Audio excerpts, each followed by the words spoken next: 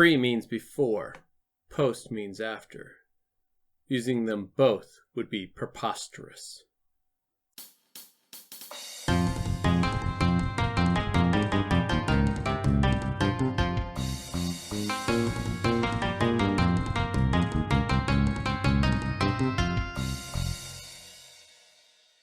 Hello and welcome to Assorted Meeples. I'm Phillip the Meeple on duty, and as you can tell from the video and the game on the screen right here in front of me, we're going to be talking about Project L today. We're going to dig into it just a little deeper. This is a game on my 10x10 challenge, the 10 up challenge, however you want to call it. I prefer 10 up, but we're going to talk about it because I want to take a deeper look at all these games that me and Heather are going to be playing 10 times through the course of the year, or that I'm going to try and play solo through the course of the year, which I'm doing terrible on the solo part. Pretty good on the two-player, the dual matchup, but we're getting there. So that being said, Project L, as I've said before here, and there's been plenty of coverage on this game as it's existed for about 4 years now, I want to say, something like that, 4 or 5 years. It's a engine building, puzzle solving, polyomino game. Why is it on our list? Why is it worth talking about? One, it's a really fun, simple game. It plays very fast. Producer of the game is Boardcubator. It's currently on late pledge right now on GameFound. There will be a link in the description below where you can do all that. My question is right now, have you guys played this game? Do you like it? Are you here to learn a little bit more about it from a fresh perspective? Go ahead and let us know down in the comments below. Now let's get right into this. Why is it on our two-player list? I'm just going to pop this lid open here real quick. Just look at that glory.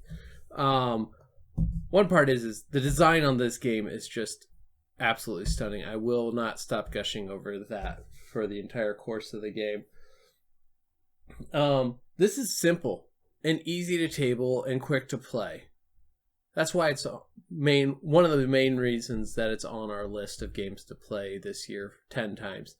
The other reason is because this is one of Heather's favorite games and one of the games that she will very rarely say no to playing. Heather's not much of a gamer, so I have to look a little harder, even though I have a whole wall of games behind me. I have to look a little harder to find games that she wants to play on a regular basis. And the 10x10 challenge is just to make that selection easier. These are 10 games she's willing to play, and so I can just be like, hey, let's play these tonight. And she's more open and willing because they're all games that she actually really likes. So that's about all that's on that list. Let's just keep moving along. So how do you play Project L? Well, first thing is you're going to take it out the box. You got your rules, your finesse rules. Let's go ahead and slide that box lid over for a little bit.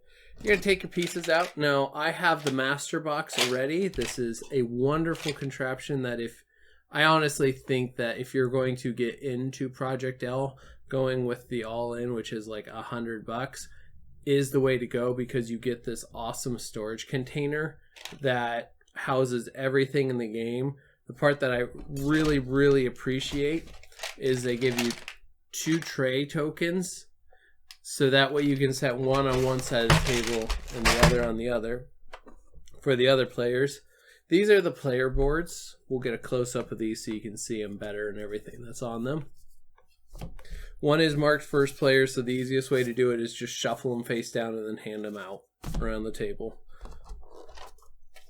Next up, we have the finesse expansion with the credits and the if you're playing with like I think it's 5 and 6 or 6 players, you use the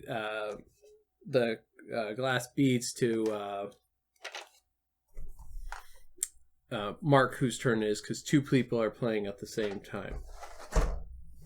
Next, you're going to dig out all your tiles, which are awesome, recessed, dual layered boards, and you're going to pick there's a chart on the thing for as many, you grab as many of those as you need for the player count you have.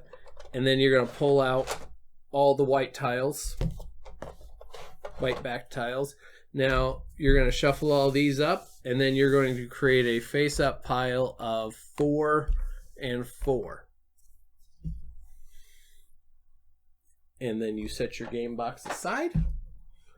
Now, on a player's turn, after you decide who's the first player, you have very few actions you can do. You have 3 actions that you can do, or 3 actions on your turn from this list of actions.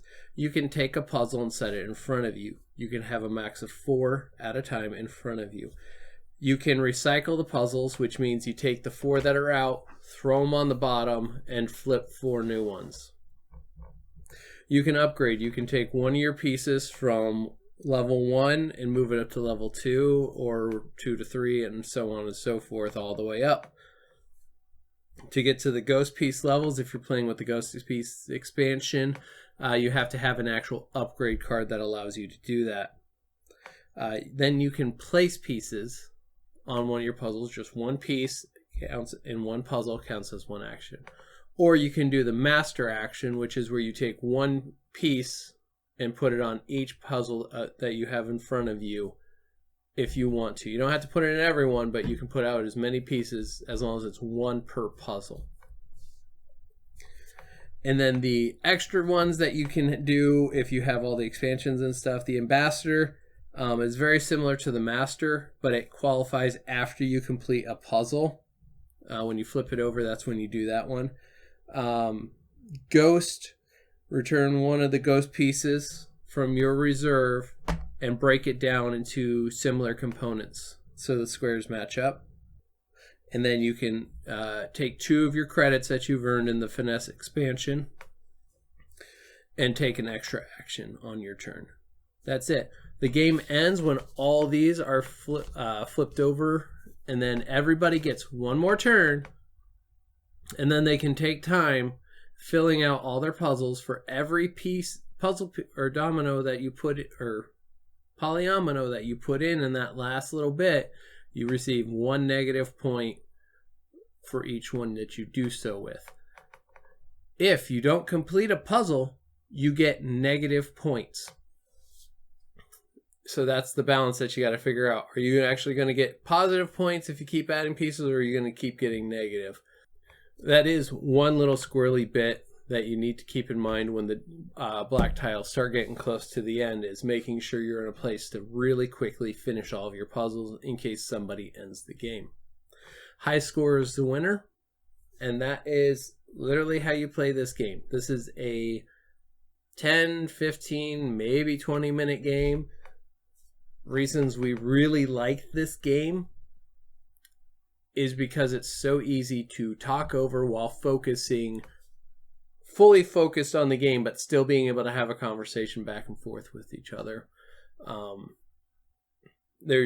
It's not a huge, deep brain burn that you're going to waste every spare brain cell that you have trying to figure out the puzzle in front of you. No, it's pretty light, it's pretty quick. In those regards, let me flip to my last little bits of notes here, because I do handwritten notes. I prefer handwritten over typing them all out.